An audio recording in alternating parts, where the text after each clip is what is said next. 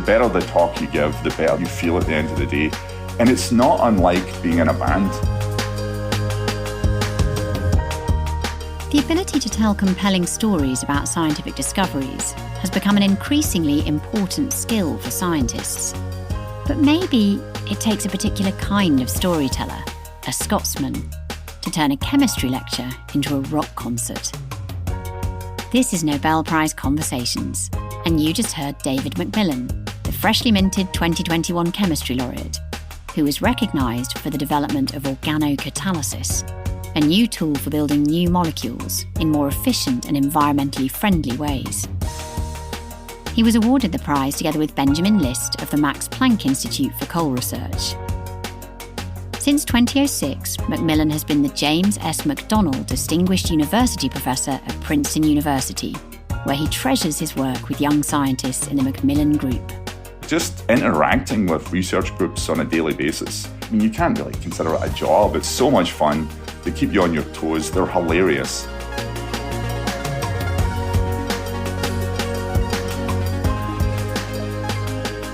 Your host is Adam Smith, Chief Scientific Officer at Nobel Prize Outreach. This podcast was produced in cooperation with Fundación Ramón Areces. In the conversation, conducted a few weeks before the Nobel Prize ceremony, David MacMillan reveals that he daydreams about chemical reactions, gives his take on how to rid chemistry of its PR problem, and elaborates on the power of storytelling. But first, he talks about the whirlwind experience of becoming a Nobel laureate, including getting unexpected calls from football royalty and a starship captain. So when we last talked on the day of the announcement, you had not quite believed that it was true when you first heard about it. And I guess it's had time to sink in. Yeah, a little bit. It's still pretty surreal. I mean, it's an evolving sort of bizarreness. On that day, it was just very a remarkable range of emotions and feelings and lots of things sort of coming together and boiling up simultaneously. And since then, a lot of it sort of settles down, but there's just so many sort of bizarre things that happen along the way, and it's still happening every day.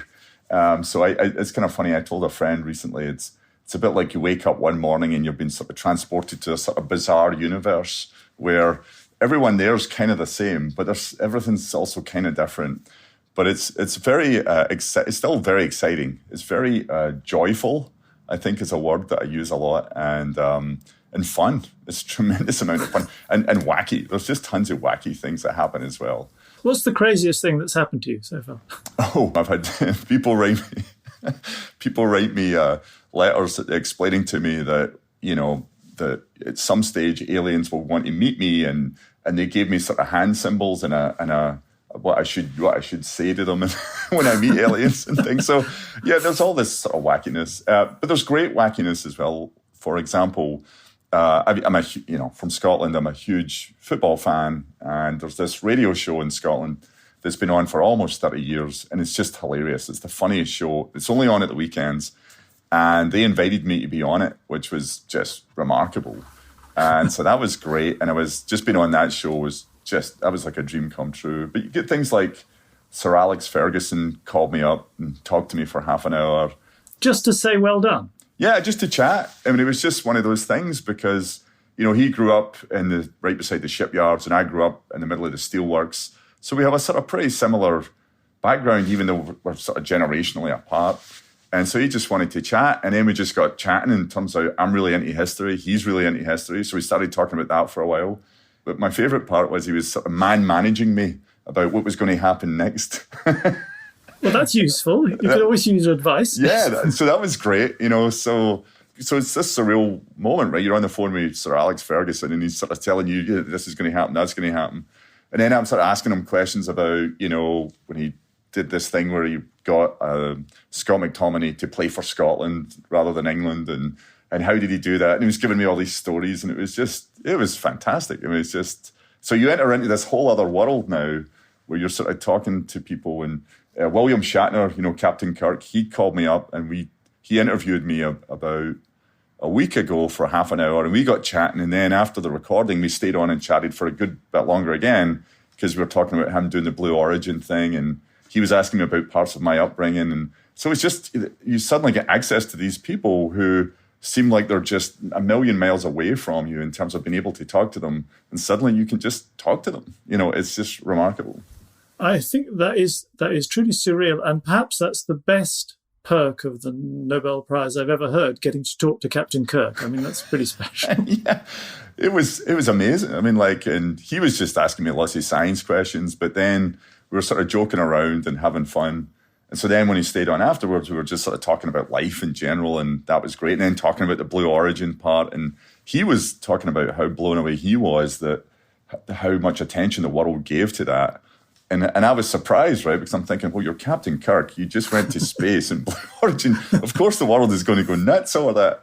But he was just, he actually said that for the first time in his life, even though he knows that people love space, that was when it really brought it home to him, to the extent that the world just loves thinking about space and the universe, etc. So having these moments is just remarkable. I mean, it's really hard to explain how remarkable that is. I wonder if it happens to everybody who gets the Nobel Prize, or whether, I don't know, you seem to be a particularly approachable character that people just feel like phoning up. I don't know. I mean, it's hard for me. I mean, a couple of people have said that to me already, and it's hard to answer because I don't know what it's like for other people who won the Nobel Prize, but I just know what it's like for me. So, I think people can tell I'm just having a lot of fun with it, and everyone around me is having so much fun with it that it's kind of nice to sort of all be in this kind of nice atmosphere of being able to chat about things. And I also think sometimes science and scientists at times can seem intimidating to a lot of other people. And I think people I've got a reasonable understanding that I'm not someone who's that intimidating. So it's pretty easy for people to chat to me and stuff. So that's great. I mean, that's the best part, actually, is like explaining to people that, science is supposed to be about having fun. It's not supposed to be about intimidating people.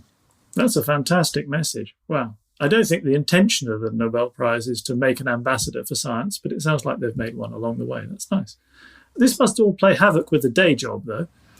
Yeah, I mean, it's one of those things where, the day job, where we're at scientifically is just, we're in a great spot right now. And we've got all these new things coming out, and it's really exciting. We just published a science paper last week.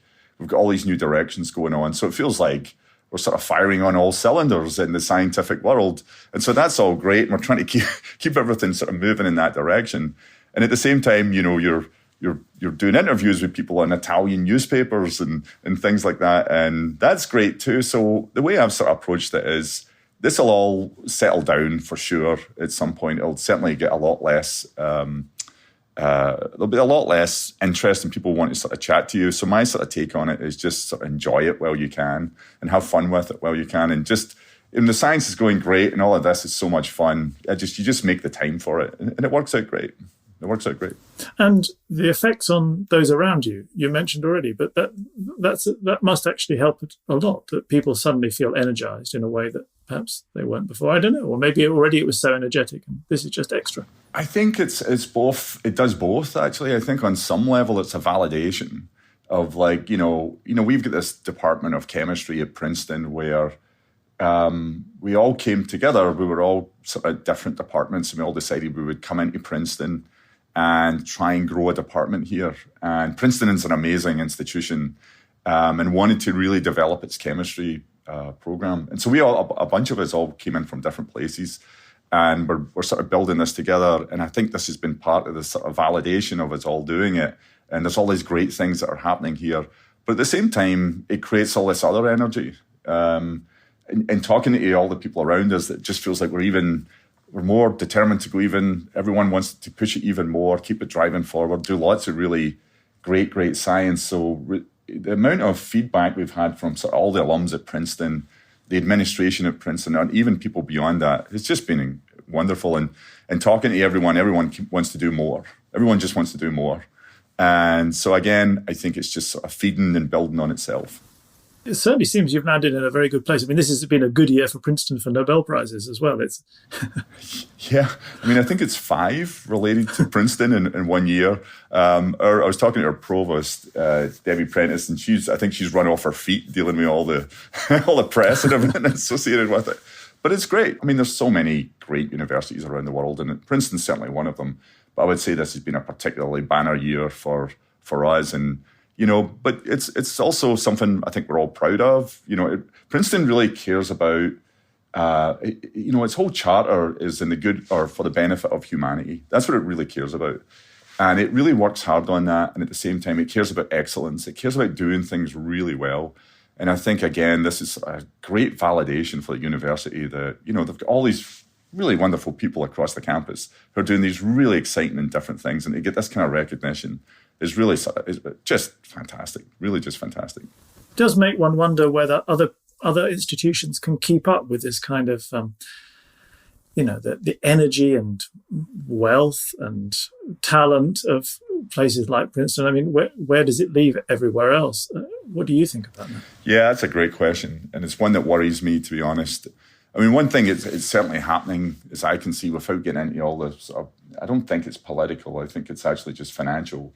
You have these private universities in America, and Princeton's one of them, and rightfully, they're doing what they should do, which is they're building their endowment and making sure that they have sustainability for their own university going forward. And you're right, their wealth has just grown at an extraordinary pace. And that's great because the amount of resources that go back into education, go back into science, go back into research, and again, to help humanity is a very good thing. The tricky thing, the thing that worries me, is looking around the universities who don't have that framework, who don't operate in that way. And I think that's a really precarious situation of potentially creating hierarchies of educational institutions. There's a lot of people who are working hard. At least I know our president, President Eisgruber, has spent a great amount of time down in Washington working hard with the government to make sure that schools who don't have these endowments are basically being represented and should be getting increased funding and resources, etc., to enable everyone to sort of say in the same sort of league table, so to speak. And I think that is extraordinarily important for across the board. We have to make sure that those resources are matched throughout all institutions. Otherwise, you end up with this, you basically end up in football terms with having your Man Cities and your Liverpools and your Man Uniteds, but meanwhile you have these other teams at the bottom of the second division, and you don't want that. You want it to be as much of a level playing field as you possibly can. Yes, it's a very complicated problem. I mean, we saw an extreme case, actually, just sort of as an aside, a couple of weeks ago when we did a discussion with students in science from 24 different countries across Latin America and the Caribbean. And then you had people who are attempting to do good science in Nicaragua or Venezuela. And one of the questions that keeps coming up, of course, is, should I even think of staying where I am, or do I just have to leave and come to somewhere where you can do things better? Yeah, it's an interesting, it's one of those, this sounds like I'm just using this as a springboard to make a sort of propaganda point. I promise I'm not. But one of the things, and I was, doing the Nobel lecture and thinking a lot about what we've did in this organocatalysis world.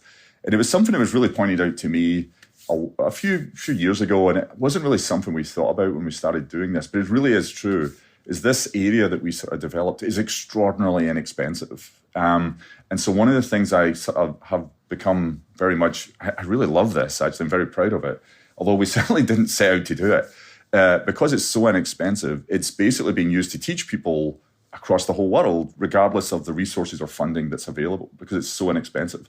So not only are they educating people and getting people into understanding catalysis, regardless of their background, it's also one of my favorite components of it is you think, well, in the next big idea in organocatalysis, it's not going to be based upon whether you're at Harvard or Princeton or Oxford or Cambridge. It's going to be based on the best idea because people can implement it because it's so inexpensive to actually do this type of research, which is something, given my sort of values, I care a lot about and I think is really great.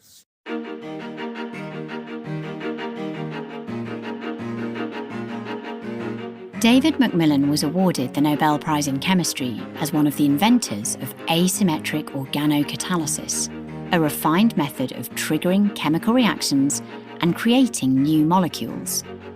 By using small molecules mimicking enzymes, fewer chemical reactions are needed in order to create a specific compound, making chemistry greener in the process. But MacMillan's life in chemical research was not a given.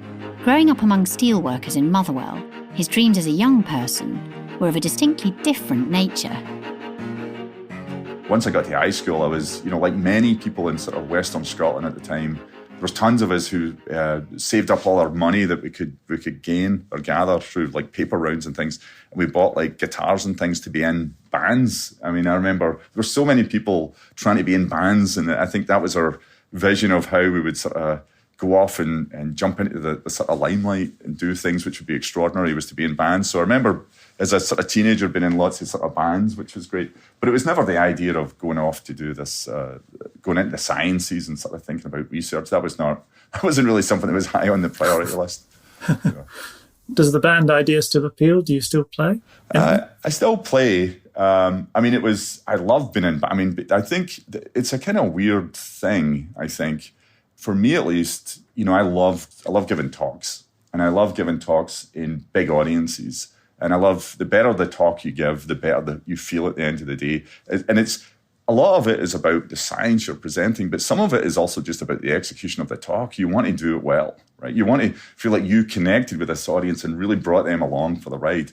And it's not unlike being in a band, being up on stage and getting people excited about something you're doing. It's a very similar kind of performance, actually, in funny ways.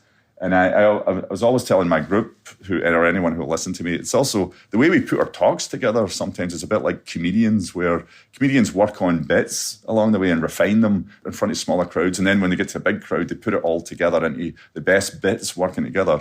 And scientists do the same thing. They absolutely do the same thing as they communicate their science. They figure out the right ways to communicate things to get that response out of the audience. And so for me, a lot of that sort of skill sets that you picked up being in bands and playing in front of all these people back in the day has actually been useful as you sort of stand up and talk about science. They're actually much more connected than you might realize. Absolutely. I guess as a musician or as a scientist, you're a storyteller. You've got to hold your audience. Exactly. This is the thing I tell my group all the time. I really sort of pride ourselves on the people who come through my group become really good at giving talks, and you just used exactly the right word. It's storytelling. You have to take that audience with you. If you don't take the audience with you, and if you don't land on a crescendo at the end, people will sort of walk out going, "Well, what was that? What was that? I didn't even follow it." But if you can take them with you and end on a crescendo, people will walk away feeling good, right? They'll feel good. It's like going to the movies. You sort of leave at the end feeling good, and that is when you're really enabling science to get to the whole audience. That's a great feeling, I think. Really, really important feeling. That is so interesting. It's such a difficult thing to learn, I think, as a young scientist, how to do this. And I guess most scientists don't actually get there to the point that you seem to be at. Did you struggle? Did you have a time when you were a chemist scared of giving talks and it not being easy, or was it always natural? I mean, I've always been reasonably okay. It's the Scottish background, like telling jokes, or I've been able to get to a punchline and do it right and build it up properly, make it funny at the end. That part is learned from growing up in Scotland, I think. And it's the same in England as well. There's people who are just areas where you have to learn to be funny. If you're going to do well in the playground or in the pub, you have to learn to be a wee bit funny. And so that part in and of itself is sort of learned. When I was first starting out, though, I had such massive sort of stage fright, getting up and talking in front of people. It was difficult, but you learn tricks along the way to sort of allow yourself to calm down and become more level. And then once you get to that sort of much more level, then you can sort of enjoy it, and then you can get into this sort of storytelling, like you said, and you learn that you have to be able to communicate that out. But one of the things I do see a lot nowadays, at least in our world, in the chemistry world, the storytelling is becoming fantastic. So many of these scientists, younger people coming through, they're watching all of these people in my generation and sort of seeing, well, they're pretty good at this, but we're pretty sure we can be better. And so you see these people who are really, really good now. So not only is the science wonderful, but the communication is wonderful too. So it's really a moment where I think it's thoroughly enjoyable to sort of go to almost any symposium, because you see all these great talks now. Whereas when I was growing up, some of the talks were duller than dishwater.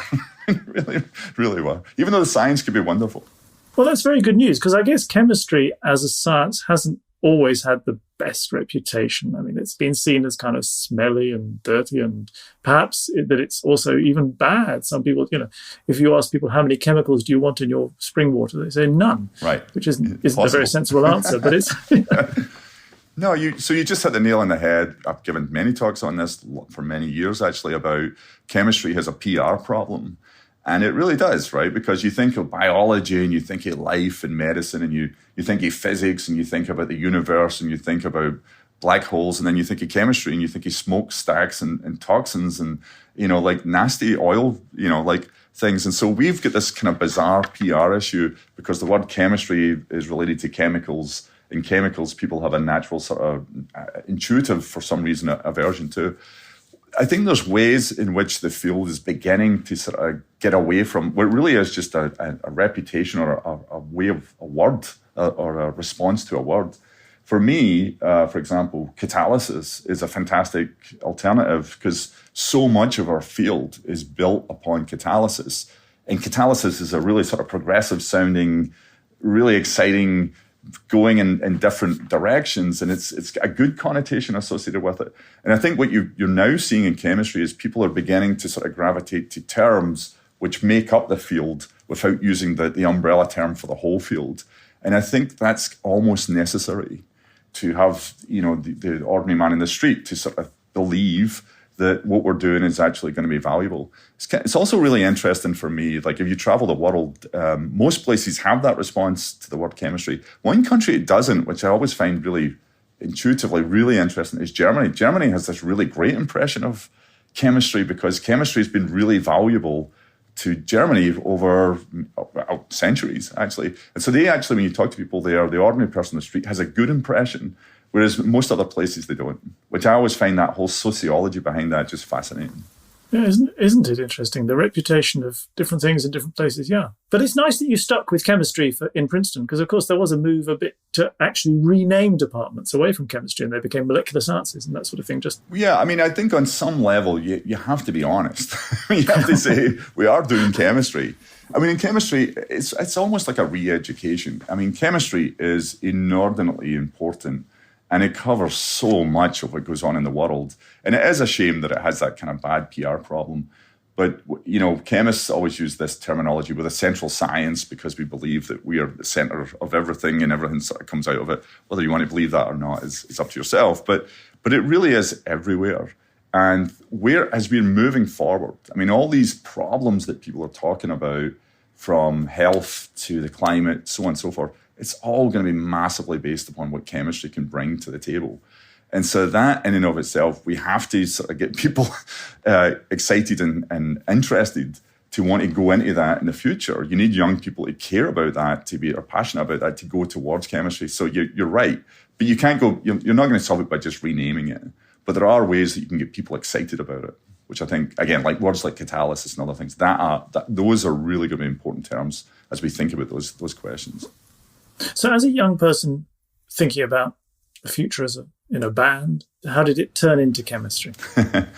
I think for me, it was a case of getting to a stage where no one I knew had gone to university or uni. And then my brother, who decided he was going to go to uni, and he was a good bit older than me, and everyone tried to convince him otherwise. My mom and dad were sort of convinced he was just being lazy. He was trying to do 40 extra years without having to do work, basically. And so, and we didn't know anyone who'd went to uni, so we had no context in which to sort of think about this. And so he went off to uni, and he clearly, did well. But then when he came out, his first day, or his first month's paycheck, he got paid more money than my dad did as a steelworker. And it was at that moment my mom and dad said to me, "You have to go to uni." And so I was like, okay. But it was very sort of formulaic because my brother had went and done physics. And so I was told, you have to do physics because that's how there was no sort of like, well, go to uni at any area you want. It was, no, you have to do exactly what your brother did. And so I was told I was going off to so I studied really, really hard to try and get there, and eventually got there. I went to uni to do physics. That's what I went to do. I followed exactly that path. What a good boy. I mean, not all teenagers say, okay, mum and dad, I'll do that. You say so. Oh, in Scotland growing up, you listen, you don't have a choice. You do what you're told. No, I think it was also for me, though, as a sort of young kid, 12 years old, seeing my brother come out and getting this job and seeing like he had his own flat immediately. And it was just like, that blew your mind. Your 22-year-old brother has his own flat. It's like, wow, I want that too. So I think definitely part of it was my mom and dad, but part of it was me thinking, oh yeah, that looks good. I think I'll definitely want to buy that.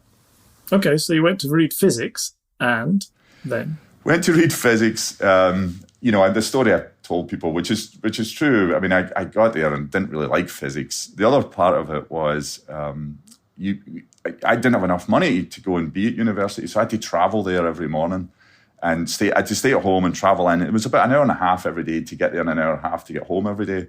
And I always remember I had to take a bus, then a train, then a subway to get to Glasgow Uni. The first lecture was really early in the morning, and you would go into this physics lecture theatre, and it was absolutely freezing.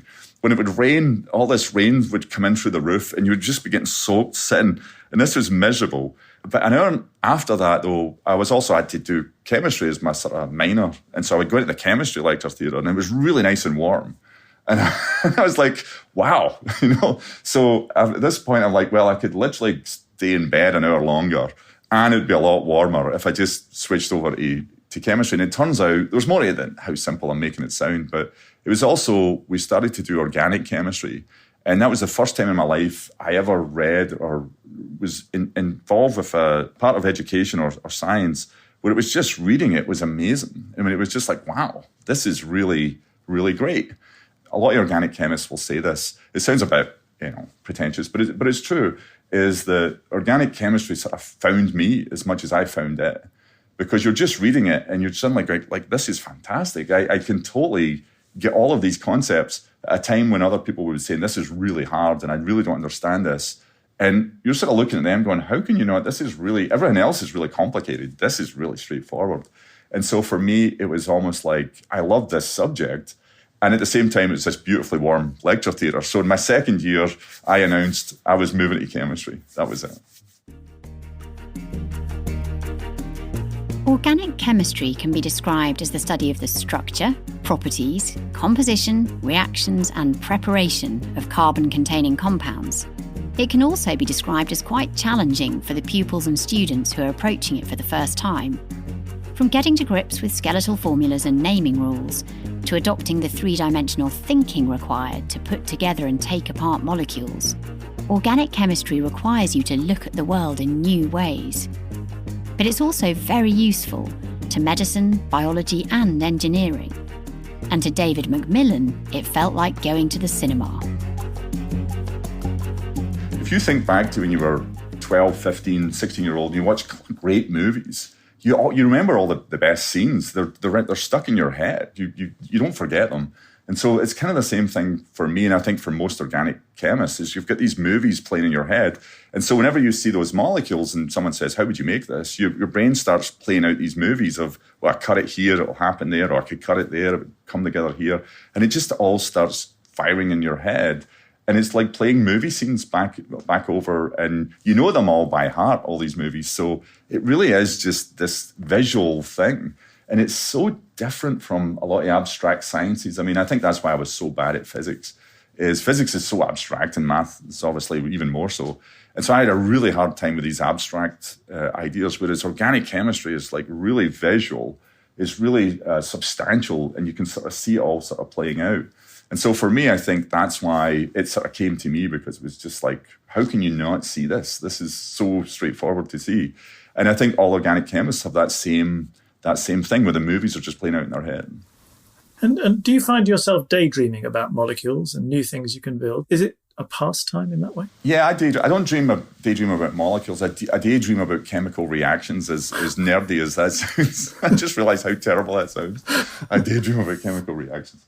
No, I do. I mean, I sit, and one of my favourite things is, and I tell my group this all the time, everyone should do this, is to sit and daydream about, imagine if you could take this type of molecule and get it to react, or this type of known organic molecule and get it to react with this type of organic molecule. And those are ones where at the moment, as you look at those two things, it's completely impossible to do that in our universe right now. And so you sit there and you daydream about, how can I make that happen? How can I make that actually come to be? And to do that, you have to sort of invent new types of reactivity. You have to get molecules to start to react in slightly different or completely different ways. and access ways of activating them that were not previously known.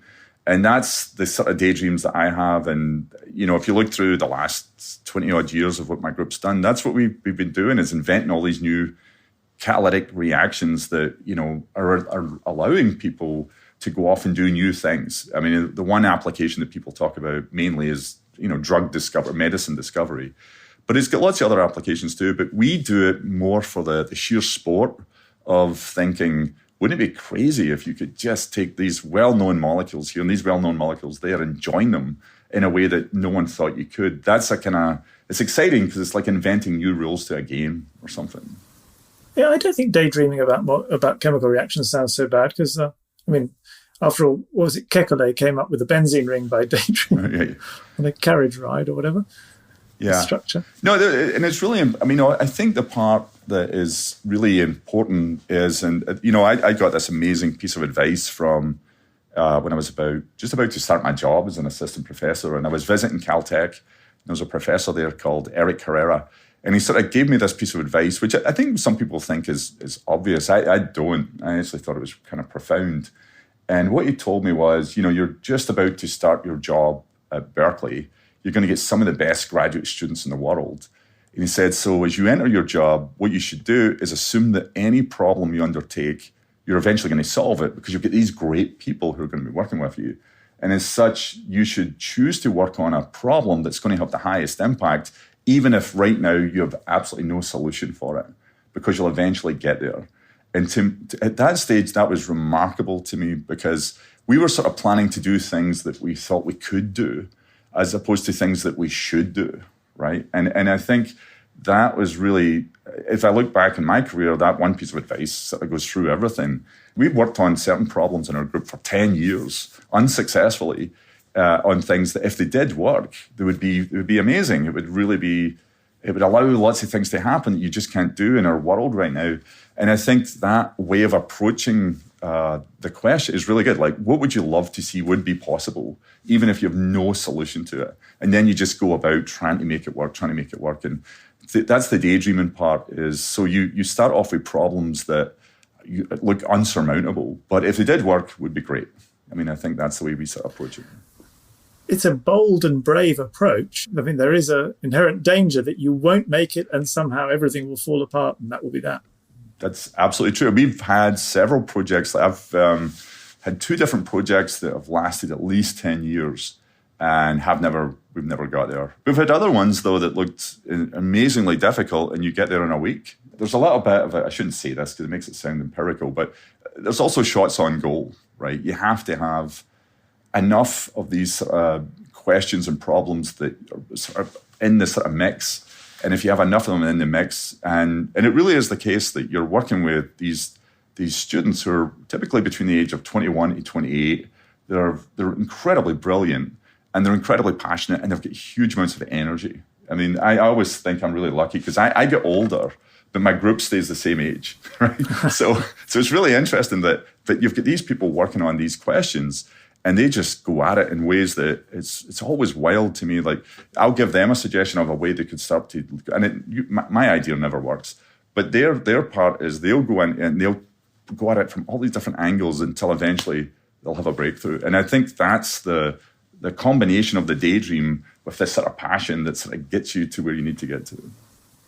Sounds a joy to work with them. Yeah.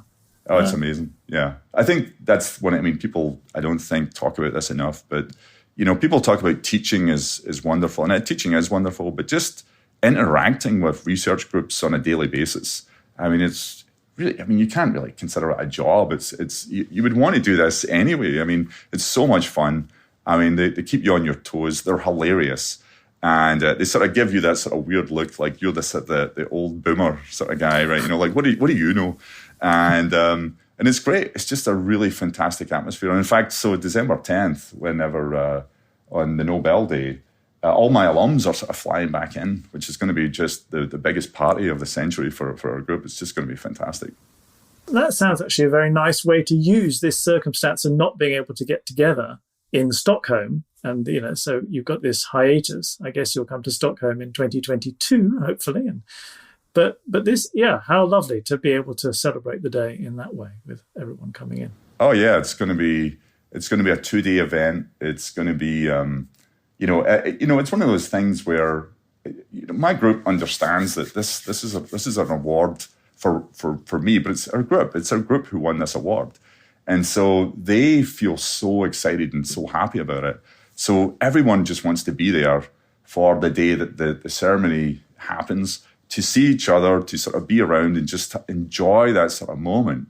Is going to be fantastic. They all want to also hold the medal. The medal's I don't think they want to see me. I think they want to see the medal, which is great. But the whole thing is just this great celebration. And it's just, again, very joyous, for all these people who put in all this hard work to get us where we got to. So I think, getting a chance to, you're right. So this chance for all of us to be here in Princeton, Stockholm will be amazing. But this is, given the circumstances, this is also going to be wonderful too.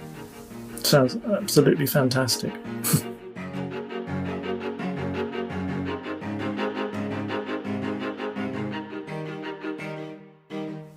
I'm just wondering who's going to phone you next. Maybe Stuart Murdoch to join Belle and Sebastian for a gig. Yeah, you never know. No, I just heard actually. I think I've just been told I've been invited down to the White House, so that's going to be my next one. So that's yes. Well, I think that happens, doesn't it? Because you're an American citizen, aren't you? And I think the American laureates get to meet with the president every year. Except I don't think it happened during Trump's presidency. I think that's right. I think it was suspended, and it sounds like it's being reinitiated. At least what I've been told. I should point out, and I'm very proud of this, I am a US citizen, but I'm also a UK citizen. So I just want to make sure. Yes. That's absolutely. Very important. Very important. Yeah. But that would be a fun trip down. Yes. Yeah, I mean, it's one of those ones where you kind of have to. There's a surrealness to it where you can't quite imagine what that's going to be like or how it's going to go, but you have to just be open to it and sort of have fun and enjoy it and sort of see where it takes you. It'll be an interesting day.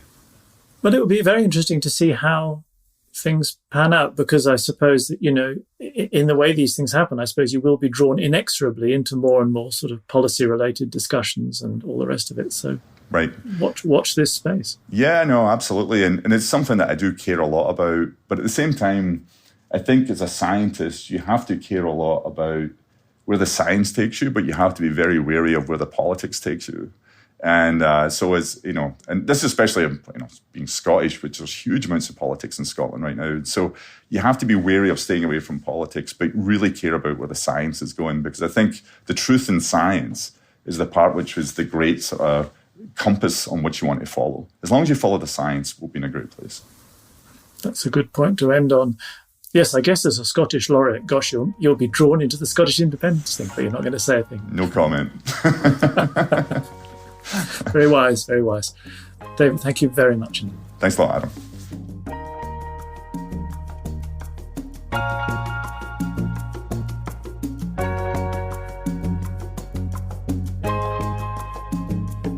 You just heard Nobel Prize Conversations.